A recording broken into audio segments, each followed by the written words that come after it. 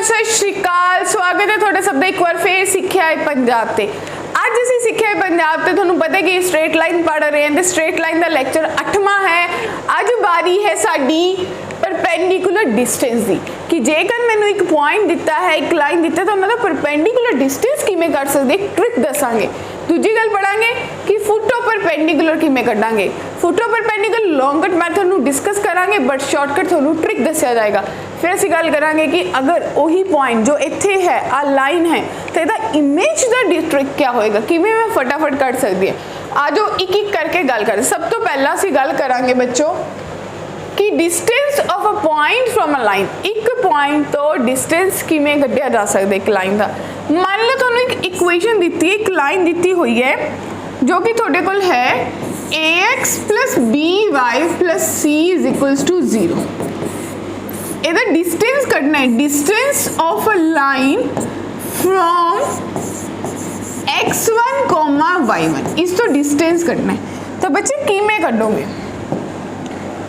तुसी क्या करोगे, बहुत सिंपल तरीका। डिस्टेंस हमेशा पॉजिटिव होता है तो d is equals to modulus पा लो, एक पॉइंट इच पुट करो तो ax1 plus by1 plus c divided by under root a दा स्क्वायर प्लस b दा स्क्वायर। जिमें ही तुसी अप्लाई कर दोगे थोड़ा डिस्टेंस आ जाएगा p दा ए बी लाइन तो, यानी कि तुसी कट सकते हो पी एम। तो तुसी डी कह सकते हो कि किहदे बराबर है, पी एम डिस्टेंस के बराबर है। ठीक है जी। अगली चीज, अगर मैंने फुट ऑफ परपेंडिकुलर, बच्चे देखो फुट ऑफ परपेंडिकुलर किमें कढिया जा सकता है। ये परपेंडिकुलर है, अगर तुहानूं इस लाइन की स्लोप पता है, एक पॉइंट पता है, मान लो इस लाइन की स्लोप m है तो इस लाइन की स्लोप -1/m होएगी। पॉइंट पता है कि इन्हां दोनों की वरतों करके तुसी लाइन कट सकते हो पी एम।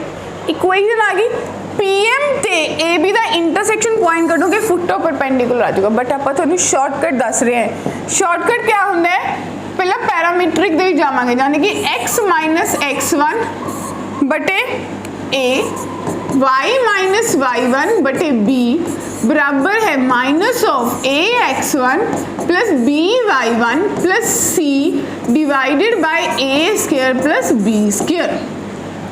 जिमें ही तुसी इहनूं ला दोगे वो उन्ना ही डिस्टेंस आएगा जिन्ना तुसी एक इक्वेशन कढोगे, इंटरसेक्शन पॉइंट कढोगे, उस तो बाद उसका डिस्टेंस कढोगे। ये तुहानूं सीधा ही दे देगा फुट ऑफ परपेंडिकुलर, पॉइंट सीधा ही दे देगा। क्लियर है बच्चों। हुण अगर मैनू इमेज, जिमें मैं गल की फुट ऑफ परपेंडिकुलर है, यानी कि जिन्ना लाइन तो डिस्टेंस उपर p दा है उन्ना ही नीचे q दा होवे, ओनू कढण लई सारा कुछ सेम है। तुहानूं ये पता लग गया कि पहला अगर एक डिस्टेंस ही हुण उहदा ही डबल हो गया तो बस सिर्फ ते सिर्फ एक 2 लगा देना मूरे, बाकी सेम रहना जिन्ना फुट ऑफ परपेंडिकुलर वाला फॉर्मूला सी। हुण इहदा यूज करदे एन इक्विलैटरल ट्रायंगल।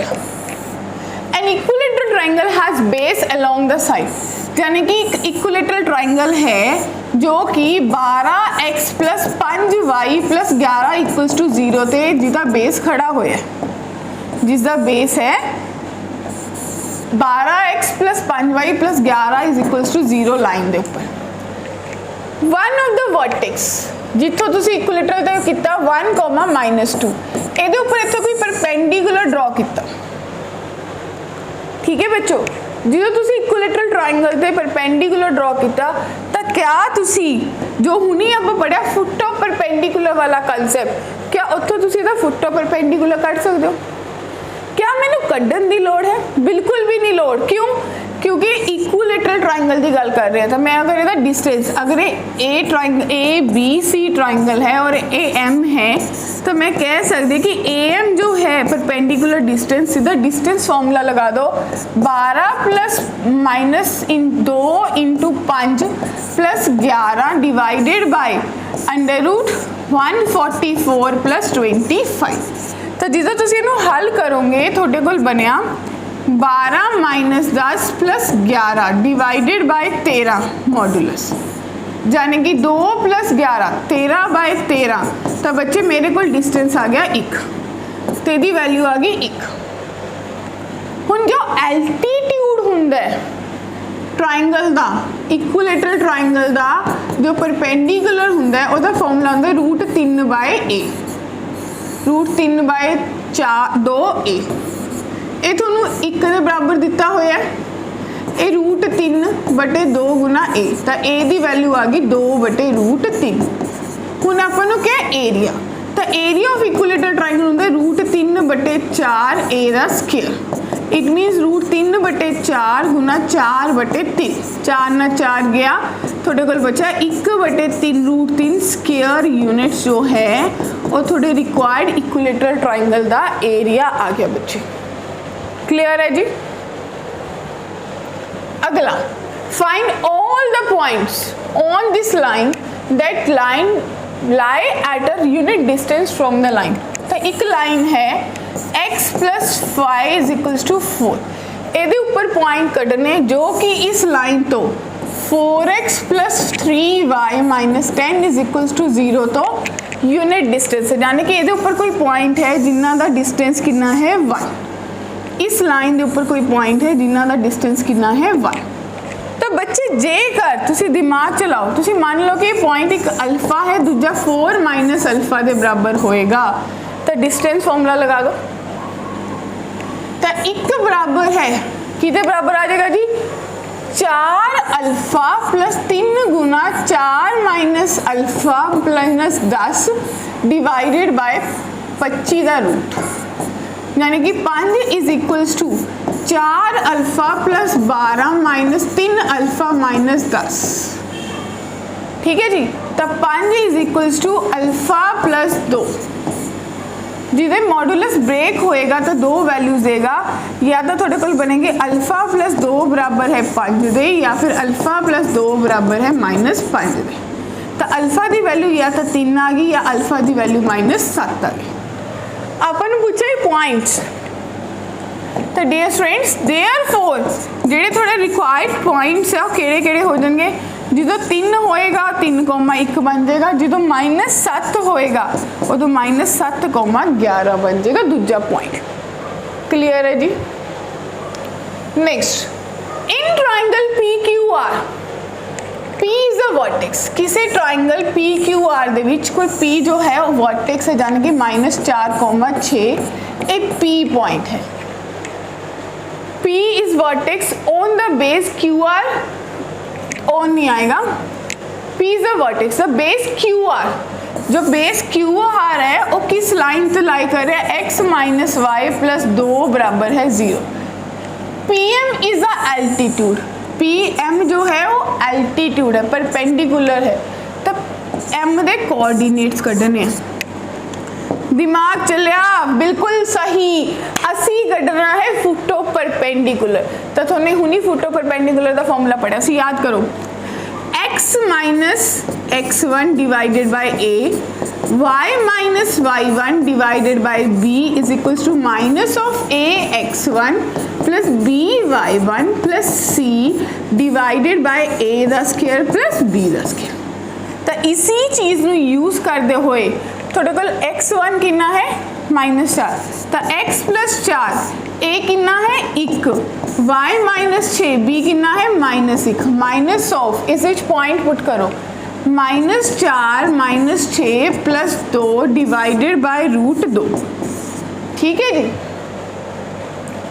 तो माय डियर थोड़े को बन चुका है x + 4 बराबर है -y + 6 = -10 + 2 -8, यानी कि प्लस का 8/√2, प्लस का 8/√2 का मतलब है 4√2। हुण इनू जो हल करोगे तो थोड़े को बनया कि अल्टीमेटली x बराबर है 4√2 - 4 के बराबर, तो y जो है y बराबर है कि बराबर आ जाएगा -4√2 + 6 के बराबर। ये थोड़े दिते हुए M पॉइंट के कोऑर्डिनेट्स ने। ठीक है जी। ਇਹਦਾ मतलब स्ट्रेट लाइन बहुत ईजी चैप्टर है, बट जेकर मैनू बहुत जल्दी रीकैप होएगा कि मैं कित्थे की लगाना है, तां करके triangle ABC, A is the coordinate. बच्चे थोड़ा हिंट देवांगे, क्वेश्चन खुद करोगे। 1, -2 है A, perpendicular perpendicular bisectors of A B ते ए सी दे परपेंडिकुलर बाइसेक्टर्स ने आर ए बी का जो परपेंडिकुलर बाइसेक्टर है ਉਹਦੀ इक्वेशन है x minus y plus 5 is equals to 0 ਤੇ बी ए सी का जो है वो है x plus 2y is equals to 0 equation of B C करनी है।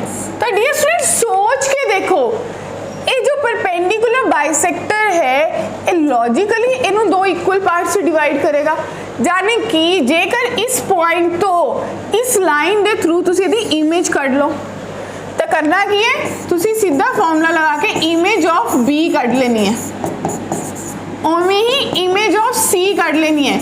बेसिकली इमेज ऑफ सी नहीं कोऑर्डिनेट बाय इमेज फॉर्मूला, ठीक है जी। पॉइंट ऑफ बी कढ लो ते सी कढ लो यूजिंग इमेज फॉर्मूला जो तुसी इमेज फॉर्मूला नाले कढ ले, ठीक है जी। उस तो बाद तुसी क्या करोगे तुसी बी ते सी ते 2 पॉइंट फॉर्म लगा दो, तुसी इक्वेशन कढनी है इक्वेशन कढ सकते हो, ठीक है जी। हुण साडे कोल कुछ इंपॉर्टेंट रिजल्ट्स आंदे बिल्कुल सही। हुण देखो हुणे तुहानू क्या दिता होया सी 2 परपेंडिकुलर वर्टेक्स। हुण देखो इस क्वेश्चन दे विच जो लास्ट ते कीता ओदे बेस से रिजल्ट ना था कि तुहानू 2 परपेंडिकुलर बाइसेक्टर देते एक वर्टेक्स देता। क्या तुसी बाकी 2 चीज़ां कर सकते हो? बिल्कुल कर सकते, बहुत सिंपली कर सकते, ठीक है जी।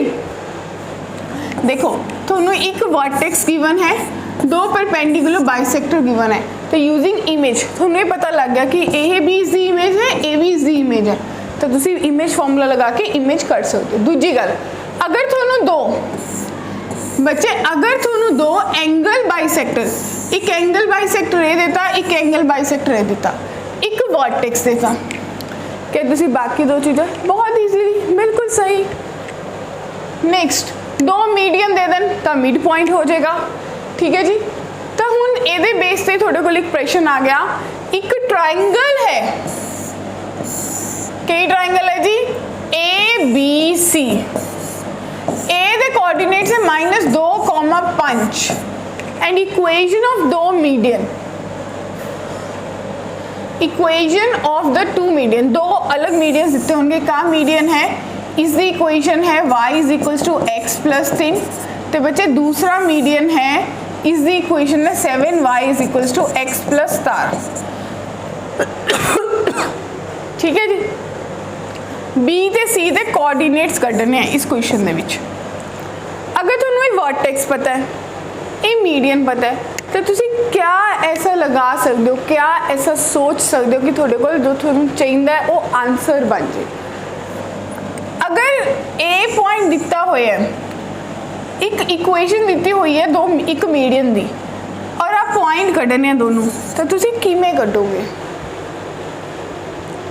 तुसी ये सोच पा रहे हो कि एक तो बन जाएगा कि जिथे इन्हां दा इंटरसेक्शन पॉइंट आएगा थोड़ा सेंट्रॉइड होएगा है ना, जिथे इन्हां दा इंटरसेक्शन पॉइंट आएगा थोड़े को सेंट्रॉइड होएगा। दूजा रिलेशन ये जेड़ा भी पॉइंट होएगा मिड पॉइंट होएगा। मान लो ये पॉइंट कोई P, Q है तो थोड़े को बन जाऊगा P-2/2 ये बन जाऊगा 5/Q/2।